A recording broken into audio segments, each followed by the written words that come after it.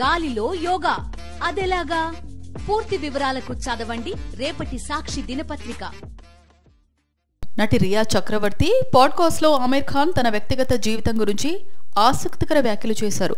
వివాహ బంధం సక్సెస్ కావాలంటే ఏం చేయాలన్న రియా ప్రశ్నకు సమాధానమిస్తూ, జీవితంలో ఎప్పుడేం జరుగుతుందో ఊహించలేం కాబట్టి వైవాహిక బంధం సక్సెస్ అవుతుందా లేదా అనేది మనమెలా చెప్పగలం అని అన్నారు. వైవాహిక బంధానికి సంబంధించి 2 సార్లు ఫెయిల్ అయ్యా కాబట్టి పెళ్లి విషయంలో నా సూచనలు తీసుకోకపోవటం మంచిదని కామెంట్ చేశారు.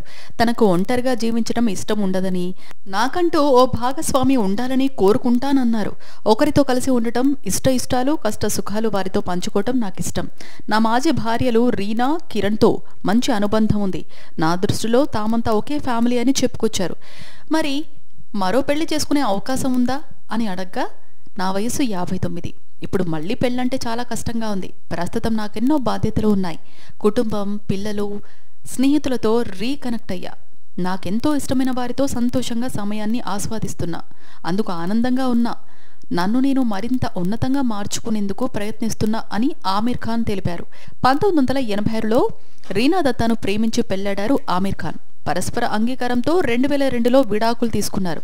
అనంతరం కిరణ్ రావును పెళ్లి చేసుకున్నారు. లగాన్కు ఈమె అసిస్టెంట్ డైరెక్టర్. ఆ సమయంలోనే తనతో స్నేహం కుదిరింది. పెద్దల అంగీకారంతో 2005లో వివాహం జరిగింది.